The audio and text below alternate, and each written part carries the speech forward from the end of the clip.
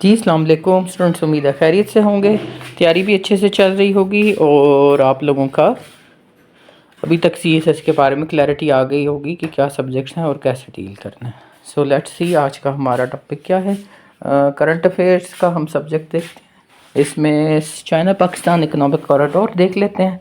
Normally वैसे ये काफ़ी अरसे से कंसिस्टेंटली आ रहा है, नहीं एक्सपेक्टेड, पता नहीं प्रॉबली आ जाए किसी ना किसी एंगल से।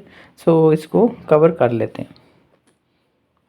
सबसे पहले हमें इस चाइना पाकिस्तान इकोनॉमिक कॉरिडोर को समझने के लिए चाइना के सी रूट को देखने की ज़रूरत है कि चाइना बाकी 3 साइड से लैंडलॉक्ड है। एक ही उसका सी रूट है जो साउथ चाइना सी में खुलता है, या ऊपर उसका east of Japan sea zone है।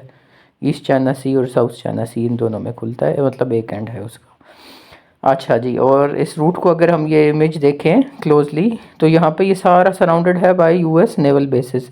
थाईलैंड में 1 है, सिंगापुर में 2 है, साउथ कोरिया में 73 हैं, फिर जापान में 120, फिलीपींस में 9 एंड ग्वाम में 54।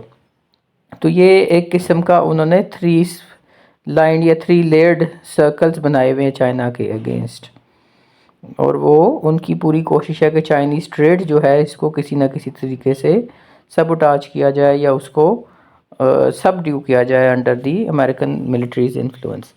सो ये एक चीज़ हो गई। नेक्स्ट चीज़ हमें देखें, इस चीज़ को काउंटर करने के लिए पर चाइना जो है उसने अपना एक इनिशिएटिव लॉन्च किया जिसको वो कहते हैं one belt and road initiative, या फिर one belt one road initiative. ये उसकी एक तस्वीर है आपके सामने। इसमें 3 डिफरेंट रोड्स हैं, वो हैं वेज हैं। एक सिल्क रोड है थ्रू रोड, एक जो है वो थ्रू मैरीटाइम है, और तीसरा जो है वो चाइना पाकिस्तान इकोनॉमिक कॉरिडोर है जो कि कॉम्बिनेशन है लैंड एंड सी रूट दोनों का। सो ये एक इमेज है। उम्मीद इसमें ये है कि चाइना ने कनेक्ट करने की कोशिश की है तीनों मेजर कॉन्टिनेंट्स को, which are Asia, Europe and Africa. इन तीनों को कनेक्ट करके और उसने कहा जी हम अल्टरनेटिव्स ढूंढेंगे टू दी ट्रेड रूट्स, या जो उसकी रिलायंस थी ऑन साउथ चाइना सी उसके अगेंस्ट। इसके लिए अभी करंटली पाकिस्तान का जो CPEC है that is also under way. फिर बांग्लादेश में अगर देखें तो उसने चिटागंग की एक पोर्ट जो थी वो ली थी, फिर कोलंबो में उसने पोर्ट ली हुई। अच्छा, ये कोलकाता वाला शायद कोई टाइपिंग एरर है या कोई इशू है, कोलकाता में तो हो नहीं सकती, इंडिया का हिस्सा। ये चिटागंग की पोर्ट है बांग्लादेश की। इसी तरह और बहुत सारी अगर आप देखें तो इथोपिया की उसके पास एक बड़ी क्रूशल पोर्ट है। फिर उसके पास बाकी यूरोप में भी कुछ वो इन्वेस्टमेंट्स कर है। ये हमारा एक वन बेल्ट वन रोड का चाइना ने काउंटर करने की कोशिश की to the US encirclement of its ocean या सी रूट्स। आगे चलते हुए ये हम देख लेते हैं। अब हम अपने CPEC के ऊपर इन पर्टिकुलर आ जाते हैं कि चाइना पाकिस्तान जो इकोनॉमिक कॉरिडोर है इसके बेसिकली 3 रोड्स हैं। ऊपर काशगर से शुरू होती है, गिलगित से गुजरती हुई नीचे आके उसके 3 रूट्स हैं, south western, eastern and central routes. ये एक पूरा मैप है जो कि उसका है। अच्छा, इसमें ये है कि कुछ जो वेस्टर्न रूट्स हैं वो बिल्कुल स्क्रैच से डेवलप किए गए हैं, जबकि जो नहीं हाँ ईस्टर्न और सेंट्रल रूट्स हैं इसमें कुछ रोड्स अवेलेबल थे और कुछ जो हैं उनको अपग्रेड किया गया। और करंटली इसमें अभी ऑलमोस्ट वर्क इन कंप्लीशन है ईस्टर्न रूट्स का, और सेंट्रल रूट्स का जो वेस्टर्न रूट है उस पर वर्क इन प्रोग्रेस है। सो ये काशगर गवादर रोड भी इसको कह सकते हैं या न्यू सिल्क रूट भी कह सकते हैं, जो काशगर से शुरू होती है और गवादर पे एंड होनी है आके। सो ये एक इसका रफ सा मैप आ गया। आगे चलते हुए जी, वाई चाइना नीडेड CPEC। एक रीज़न तो मैंने ऑलरेडी आपको बता दिया कि जनाब उसको alternate sea route trade route चाहिए था, क्योंकि जो साउथ चाइना सी है that is already being heavily militarized, चाहे वो अमेरिका के थ्रू हो या साउथ चाइना सी का अपने जो उनके डिस्प्यूट्स हैं with in the ASEAN Nations islands को लेके उनकी वजह से हो, तो वो हाईली मिलिटरलाइज्ड होता जा रहा था। It needed an alternative. एक और रीज़न उसको क्यों अल्टरनेटिव की ज़रूरत थी, क्योंकि अगर आपने पीछे एक नक्शा देखा हो चाइना का, तो चाइना को यूरोप जाने के लिए it had to travel all the way from Japan, South China Sea या जापान वाले एंड से या एक उसको कहें बिल्कुल from the beginning of the Pacific ocean उसको शुरू करना पड़ता था, और वो यूरोप जाने के लिए उसको पूरा एक थाउजेंड्स ऑफ माइल्स का रूट कवर करना पड़ता था। जबकि चाइना पाकिस्तान जो इकोनॉमिक कॉरिडोर है वो उसको शॉर्टर रूट प्रोवाइड कर रहा है, जो कि ऑलमोस्ट उसका 1/3 रूट ऑफ इट्स रूट जो है वो कम हो जाता है by using this alternate root. तो ये एक और रीज़न थी कि उसको एक अल्टरनेट ट्रेड रूट चाहिए था, क्योंकि वो शॉर्टर ट्रेड रूट्स जहाँ से वो कॉस्ट कम कर सके वो चाहिए थी। फिर development of central and western provinces एक रीज़न है। China has also suffered through the three evils of central terrorism, separatism and extremism, और ख़ास तौर से जो उसके वेस्टर्न प्रोविंसेस हैं उन्होंने बहुत ज़्यादा सफ़र किया है। सो उस चीज़ को काउंटर करने के लिए चाइना ने एक ही पॉलिसी रखी हुई है कि जनाब वहाँ पे इकोनॉमिक डेवलपमेंट लाई जाए या रिफॉर्म्स इतने ले आएँ, इकोनॉमिक पैरिटी हो जाए बिटवीन दी वेस्टर्न प्रोविंसेस और जो उसकी ईस्टर्न साइड है जो कि बहुत ज़्यादा डेवलप्ड साइड है, इन दोनों के दरमियान। सो development of central and western provinces उसका एक एजेंडा है। अच्छा, चाइना का अगर आप जो डेमोग्राफिक्स भी देखें तो उसकी जो 80% पॉपुलेशन है वो सारी ईस्टर्न कोस्ट पे रहती है, और जो बाकी उसका सेंट्रल प्रोविंसेस हैं और वेस्टर्न प्रोविंस है वो तकरीबन ऑलमोस्ट खाली है। तो ये डेवलप होने से, ये सी पैक के चल जाने से जो पॉपुलेशन का फ्लो है वो इस तरफ आ जाएगा, ये एक और उसको एडेड एडवांटेज है। फिर न्यू मार्केट्स वो एक्सप्लोर कर रहे थे, क्योंकि जो यूरोप की मार्केट्स और आगे पीछे हैं वो सैचुरेट होती जा रही हैं, उनकी डिमांड एंड सप्लाई का डिफरेंस कम होता जा रहा है, सो उसको न्यू मार्केट्स की ज़रूरत थी। ये भी एक रीज़न थी कि चाइना को सी पैक चाहिए था। आगे देखते हैं कि वाई पाकिस्तान नीड्स सी पैक। पाकिस्तान को क्यों सी पैक का एग्रीमेंट किया, उस चीज़ में जानने की ज़रूरत थी। एक रीज़न इकोनॉमिक इंटीग्रेशन थी, डेफिनेटली पाकिस्तान की इकॉनमी एक स्ट्रगलिंग इकॉनमी है, उसके लिए भी एक बूस्टर चाहिए था। और सेकेंडली इकोनॉमिक इंटीग्रेशन, एक बहुत ज़्यादा यहाँ पे आपने देखा होगा कि यहाँ पे एथनिक इश्यूज़ या इकोनॉमिक डिस्पैरिटी बहुत ज़्यादा है विद इन द प्रोविंसेस। कुछ एरियाज़ जो अर्बन एंड डेवलप्ड एरियाज़ हैं, जिस तरह आप सिटीज़ की एग्जांपल ले लें, कराची है, लाहौर है, इस्लामाबाद वगैरह, ये बहुत ज़्यादा डेवलप्ड है, जबकि बलूचिस्तान वगैरह या जो फाटा का रीजन है दैट इज़ नॉट, वहाँ पे शायद बेसिक इंफ्रास्ट्रक्चर भी अवेलेबल नहीं है।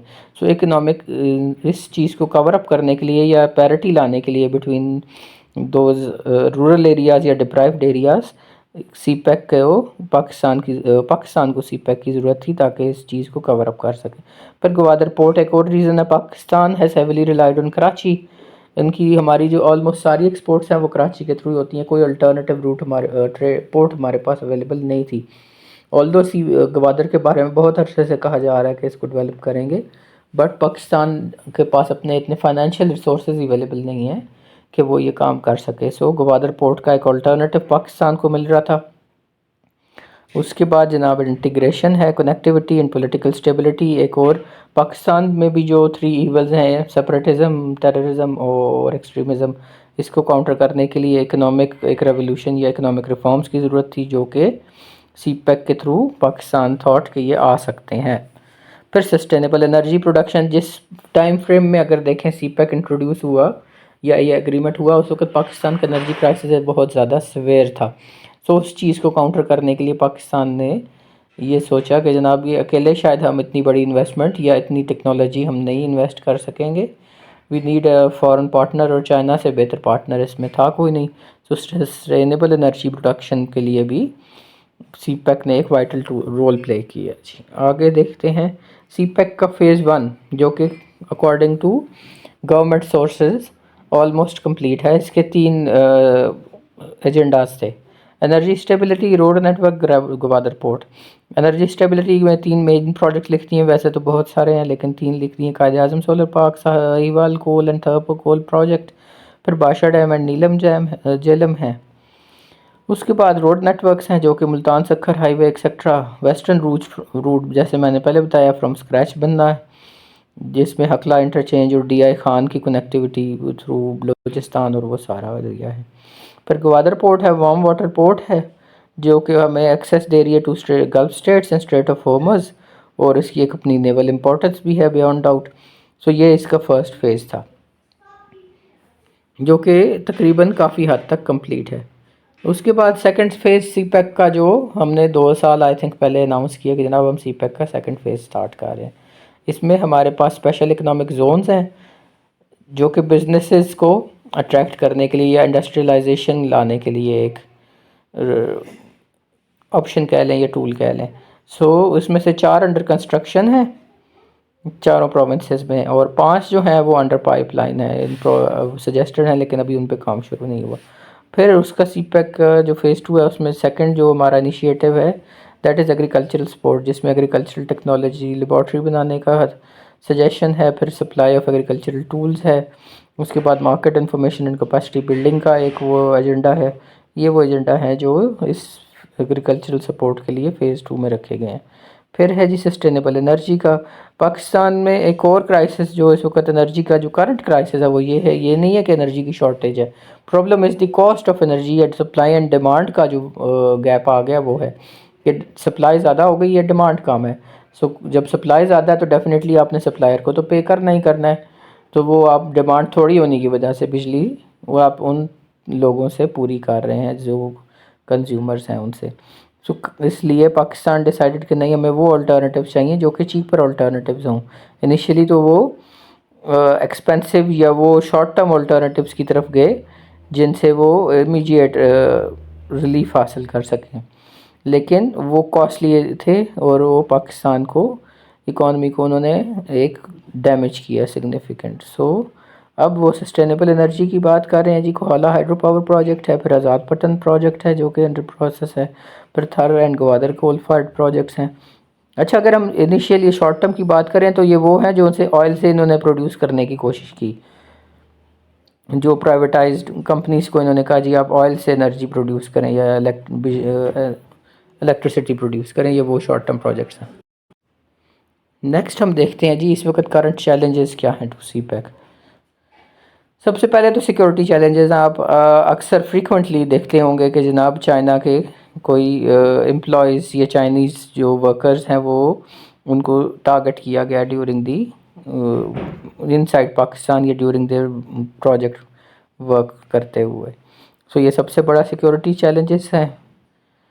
उसके बाद जनाब है मिलिटेंसी का एलिमेंट है कि जनाब वहाँ पे जो लॉ एंड ऑर्डर की स्टेबिलिटी है, इन्वेस्टर आपका डिस्करेज हो रहा है आने के लिए क्योंकि लॉ एंड ऑर्डर की स्टेबिलिटी नहीं है, और मिलिटेंसी वैसे भी एक डिस्करेजिंग फैक्टर है, आपके इंफ्रास्ट्रक्चर को नुकसान पहुंचाते हैं।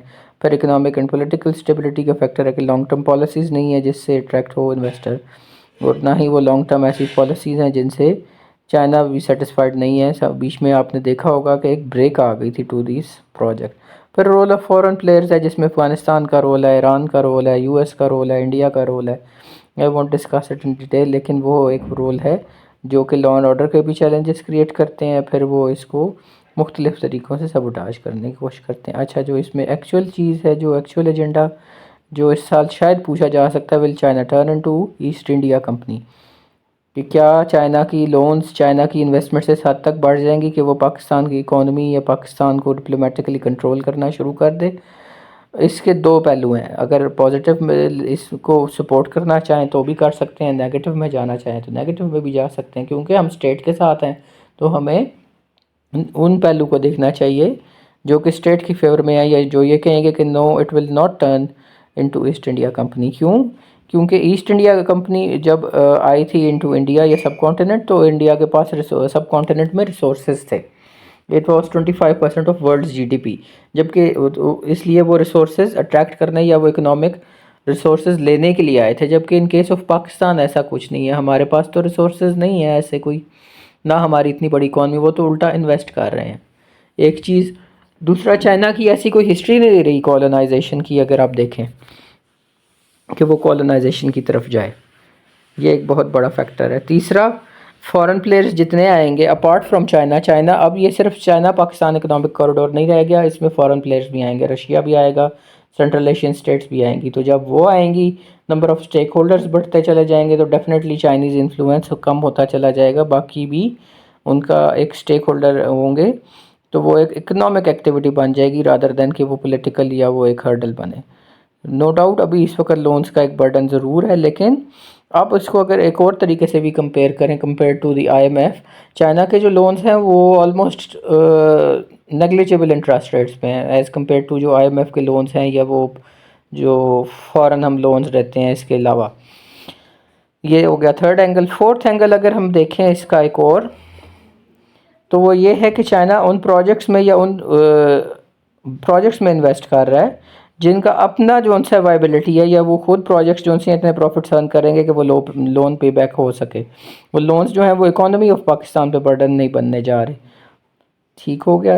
फॉर एग्जांपल जिस तरह हमने आगे देखा नीलम जलम प्रोजेक्ट था, या एक तो और project Gwadar port and itself अगर हम देख लें, या रोड नेटवर्क जो बना रहे हैं, रोड नेटवर्क से पाकिस्तान को डिफरेंट टाइप्स ऑफ टैक्सेस मिलेंगे। वो चाइना से भी मिलेंगे, बाकी जो रोड्स यूज़ करेंगे उनसे भी मिलेंगे। सो वो एक रोड नेटवर्क्स या जो ट्रेड रूट बनेगा उसके अपने एक इतनी इनकम है कि वो चाइना के लोन्स पे ऑफ कर सके। So these are not bad loans in terms, हम अगर इसको इस तरीके से कह सकें। उसके बाद जनाब अगली चीज़ हम देखते हैं कि is Pakistan losing the CPEC initiative. अच्छा, अगर रिसेंटली ये बड़ी ज़्यादा डिबेट चल रही है कि क्या सी पैक बैक बर्नर पे चला गया, या पाकिस्तान ने प्रॉपर उससे एडवांटेज नहीं लिया, या चाइना भी कह रहे हैं जी नाखुश है। क्यों? इसकी कुछ एलिमेंट्स देख लेते हैं या एस्पेक्ट्स देख लेते हैं। एक तो ये कि 1/3 ऑफ प्रोजेक्ट स्टिल अनटच्ड हैं।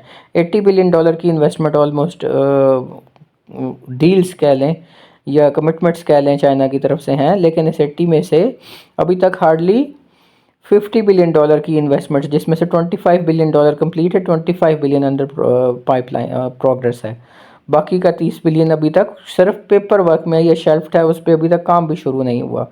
सो आप पे इससे अंदाज़ा लगा सकते हैं। दूसरा, ग्वादर पोर्ट प्रॉपरली ऑपरेशनलाइज नहीं हुआ, ऑल्दो पाकिस्तान का सबसे बड़ा एयरपोर्ट वहाँ पे बना दिया गया ग्वादर पोर्ट पे, बट वो स्टिल वीक की सिर्फ 5 फ्लाइट्स ऑपरेट कर रहा है। सो आप सोच सकते हैं कि उसकी साइज़, उसका कॉस्ट और एज़ कम्पेयर टू उसकी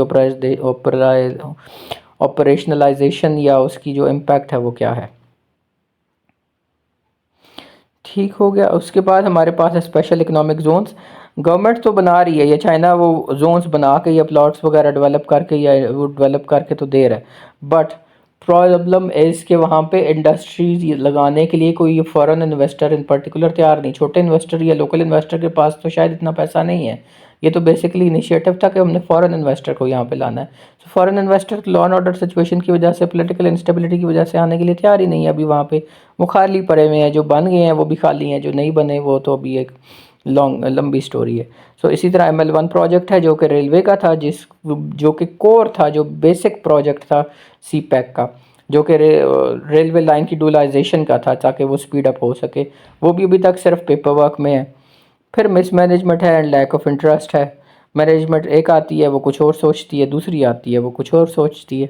तो इसकी वजह से अल्टीमेट जो एंड हुआ है वो ये हुआ है कि जनाब चाइनीज़ फर्म्स जो हैं वो लॉसेस करना शुरू कर गई हैं प्रोजेक्ट्स में से। क्यों?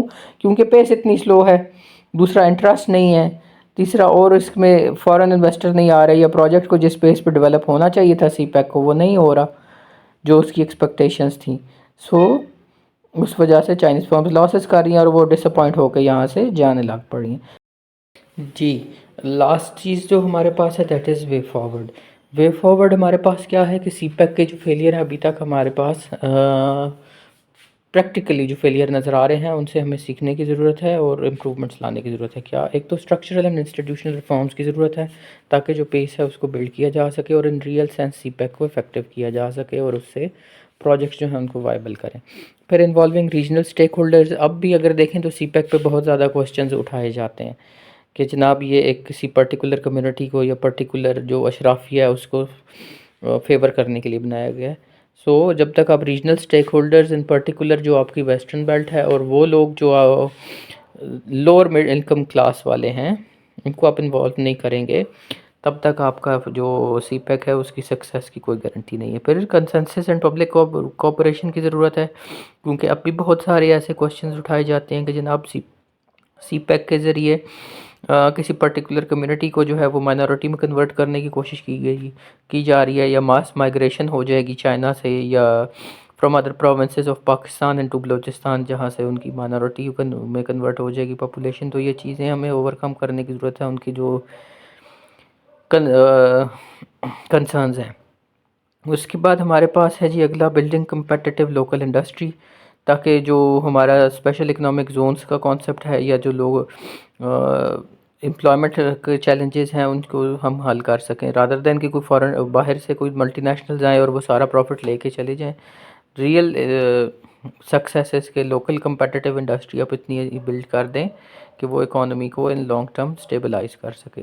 लास्ट में make human development a priority, rather than कि आप एक पर्टिकुलर किसी बिजनेसमैन को या बिज़नेस कम्युनिटी जो थोड़ी सी है उसको आप सपोर्ट करें। आपको एक लार्जर स्केल पे नीचे तक जाके जो है उनकी ह्यूमन डेवलपमेंट की बात करने की ज़रूरत है, ताकि सबका फ़ायदा हो सके। ठीक है स्टूडेंट्स, सो ये एक सी पैक का पूरा ओवरऑल व्यू था। उम्मीद करती हूँ समझ आई होगी। कोई गलती हुई है तो ज़रूर पॉइंट आउट करें, कोई चीज़ मिस हो गई है वो भी ज़रूर बताएं, कोई एंगल या टॉपिक, कोई नया टॉपिक आप चाहते हो वो करें, हम वो भी ज़रूर बताएं। एंड पे वीडियो अगर अच्छी लगी हो तो लाइक करें, शेयर करें, सब्सक्राइब करें। Thank you very much student.